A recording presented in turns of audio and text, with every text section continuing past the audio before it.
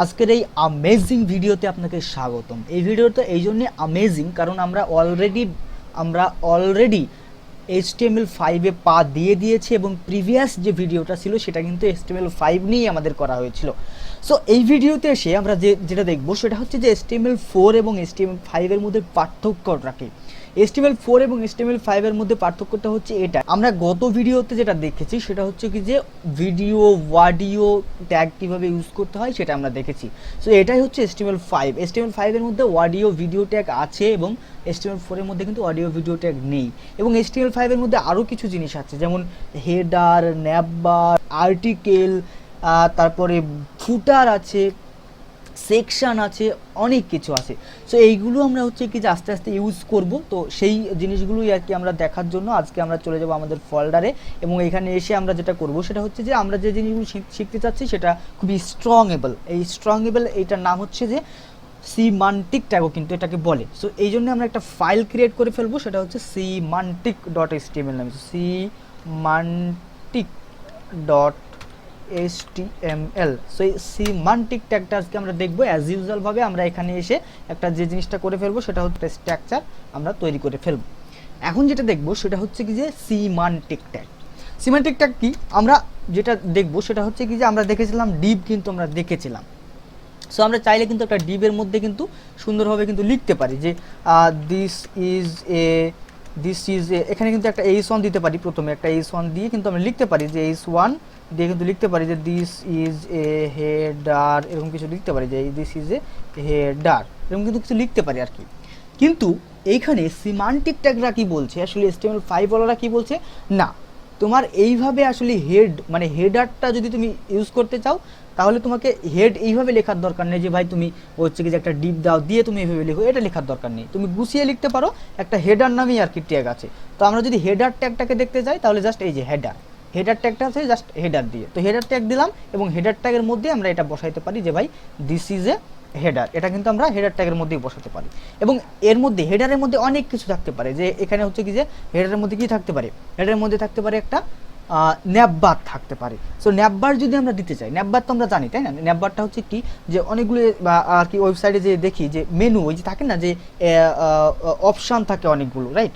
So ওইগুলো আমরা কিন্তু করতে পারি। সো এখানে যদি ছোট্ট করে ফেলতে পারি একটা ন্যাববারের মতো যদি করতে চাই তাহলে করতে পারি যে আমরা দেখেছিলাম যে ইউএল ট্যাগ দেখেছিলাম, রাইট। ইউএল ট্যাগ কিন্তু আমাদের মনে আছে।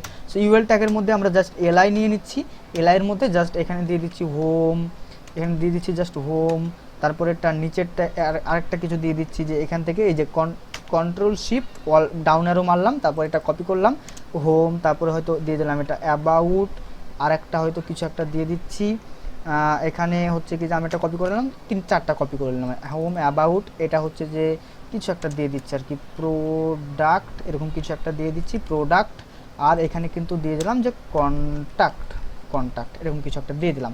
এখন যদি আমরা ওয়েবসাইটটায় যাই তাহলে আমাদের এইটা কিন্তু অ্যাজ ইউজুয়ালভাবে যেটা দেখতে হবে, আচ্ছা আমাদের এটা লাইভ করতে হবে। লাইভ করার জন্য আমাদেরকে এই যে রাইট ক্লিক করে just open with live server, so এটা যদি আমরা করে দিই, আমাদের লাইভ সার্ভারটা যদি ইনস্টল থাকে তাহলে কিন্তু আমাদের এটা লাইভ সার্ভার হয়ে যাবে। লাইভ সার্ভার কিন্তু হয়ে গেছে।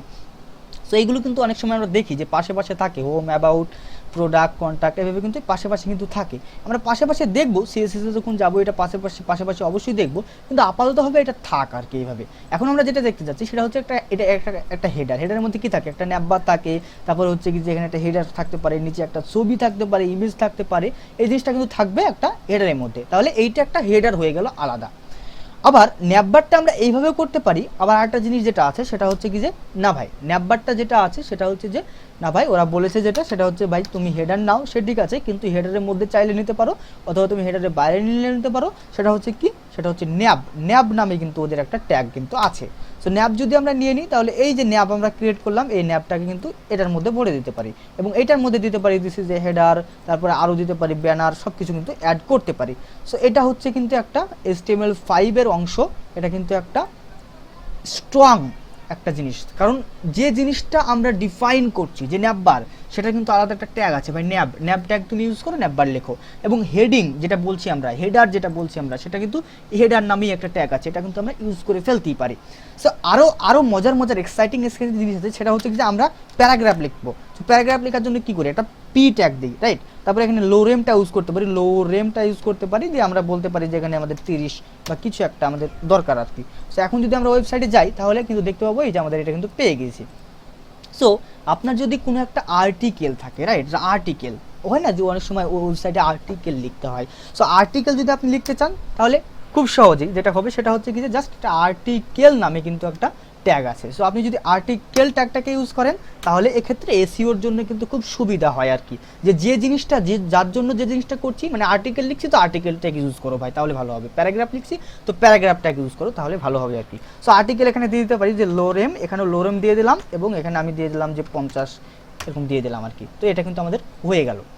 এইরকম কিন্তু মানে এটা কিন্তু HTML5 এর মধ্যে আরও জিনিস আছে যেটা সেটা হচ্ছে কি যে আমরা এই জিনিসগুলো যেমন নিলাম, এখন এই যে আর্টিকেল নিলাম, প্যারাগ্রাফ নিলাম, এগুলো কিন্তু নিলাম। আরও যে জিনিসটা আছে সেটা হচ্ছে কি যে ভাই আমাদের সেকশন নামে একটা জিনিস আছে আর কি। সেকশনটা কি করি, অনেকগুলো প্যারাগ্রাফ, অনেকগুলো আর্টিকেল, অনেকগুলো ডিপ মিলিয়ে কিন্তু একটা সেকশন হয়। এই যে একটা হলো না, এই যে একটা হেডার, এটা কিন্তু আলাদা একটা উপরের সেকশন হয়ে গেল। এখন আমরা যেটা চাচ্ছি সেটা হচ্ছে নিচে একটা সেকশন হবে।